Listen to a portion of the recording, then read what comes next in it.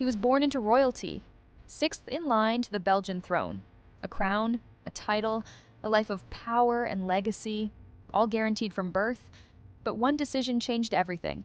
He didn't commit a crime, he didn't betray his nation, he just fell in love. But in Belgium, love comes second, and the crown comes first. Marrying without the king's approval means exile from the royal line. You lose your title, your legacy, and even your future children's royal rights. So why did this prince walk away from everything, and what did the crown see in her that made them say no? But before love changed his destiny, Amedeo was everything a monarchy could want. Before his 2014 marriage, Prince Amedeo of Belgium was kind of the royal heartthrob meets future king material. Born on February 21, 1986, he carried the title Prince of Belgium and was also Archduke of Austria Este through his paternal lineage from the House of Habsburg-Lorraine. As the eldest son of Princess Astrid, who is the daughter of King Albert II of Belgium and Archduke Lorenz of Austria Este, Amedeo was sixth in line to the Belgian throne before his marriage. That placed him pretty close to the royal hot seat, and unlike some royals who coast on the title, Amedeo came with the whole package: good looks, brains, military training, and a solid career in business and banking. He was also low-key, scandal-free, and relatable, a unicorn in royal circles. Belgium's monarchy is known for being more low-profile than the British one, but Amedeo stood out as a modern royal who could walk the line between tradition and normalcy. Media dubbed him a Prince Charming, not just for aesthetics, but because he represented a fresh, responsible face for the monarchy. He held titles under both Belgian and Italian imperial lineage. He wasn't a spare. He was the plan. But things changed when he met the love of his life, Elisabetta María Rosboch von Bolkenstein. Prince Amedeo first met Elisabetta María Rosboch von Bolkenstein in the early 2000s in London. It wasn't love at first sight. At least not publicly. They both moved effortlessly in elite circles.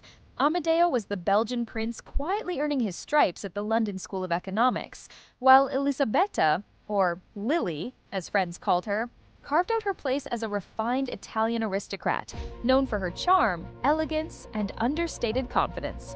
But beneath their calm, polished exteriors, something deeper sparked.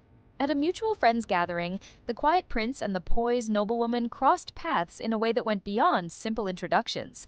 Those who were there said the chemistry was unmistakable. Soft glances exchanged across crowded rooms, subtle smiles that lingered just a moment too long. From that evening, a slow-burning romance quietly ignited, shielded carefully from public eyes. Unlike most royal relationships, their romance never became tabloid fodder. They were careful. They dated discreetly, protecting their love from royal watchers eager for scandal. In rare glimpses captured by cameras, their bond spoke louder in silence than 1,000 flashy headlines ever could. The press noticed, but could never quite pin down, the quiet intensity between them. Lily wasn't merely a charming aristocrat, she was fiercely intelligent and independent. Born in Rome in 1987, daughter to Count Ettore Rosboch von Bolkenstein and Donna Lilia de Smecchia, she carried centuries of Italian and Austrian nobility in her veins. She built a life of her own, studying literature in London, forging a respected career as a journalist at Bloomberg.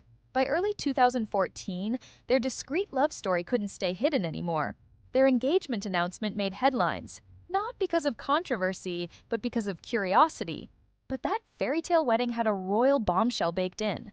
The world wanted to know, why would a prince quietly risk everything for her, and why did the crown never approve? What was the twist? Yes, the twist. A single forgotten detail made the whole thing illegal.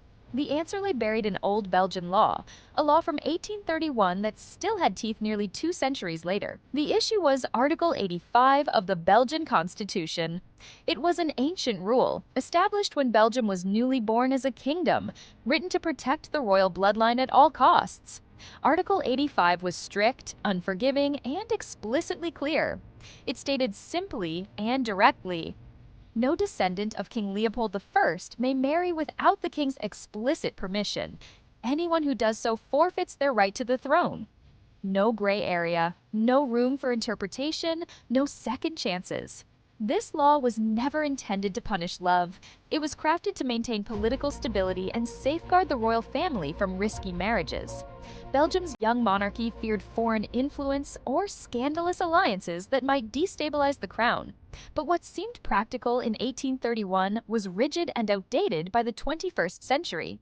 Yet, it remained in force. So when Prince Amedeo chose to marry Elisabetta, he was directly violating Article 85. He never formally secured approval from his uncle, King Felipe, whether by mistake, oversight, or deliberate decision. The reason remains unclear to this day. But the consequences were immediate and severe. Under the law, Amedeo instantly lost his place in the royal line of succession.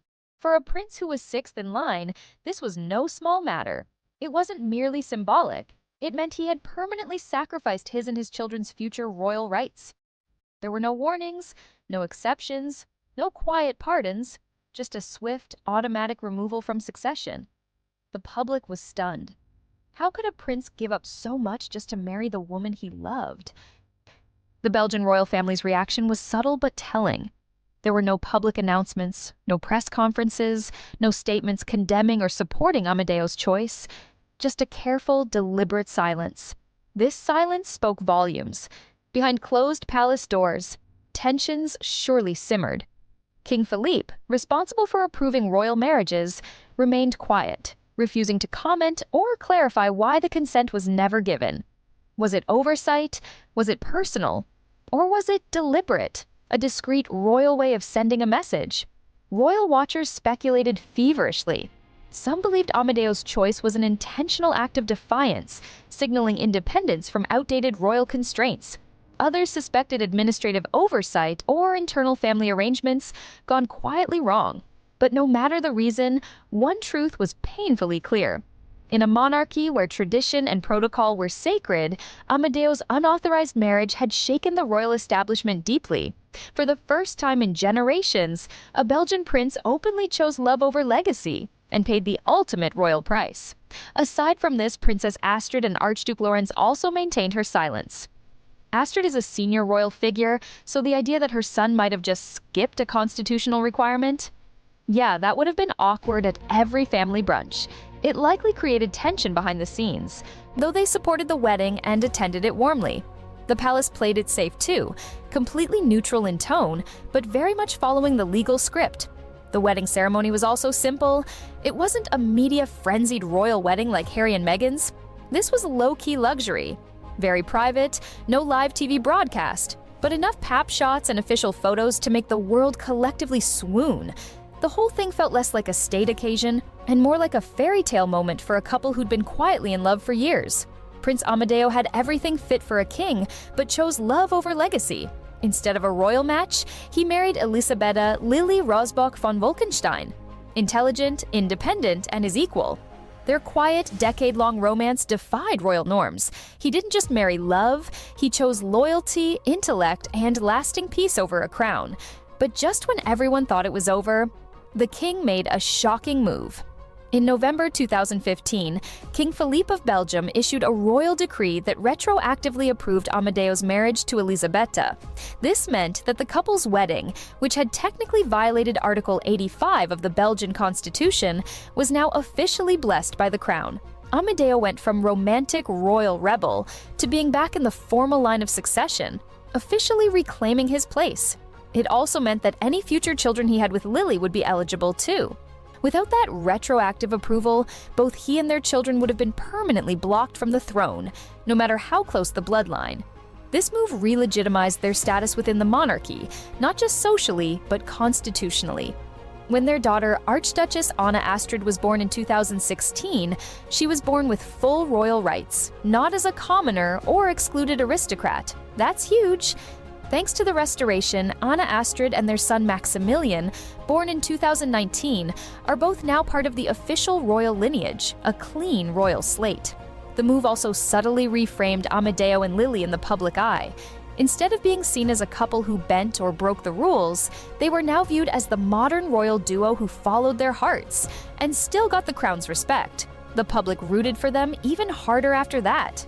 This is the story of Prince Amedeo of Belgium, a royal love story that people will remember for ages.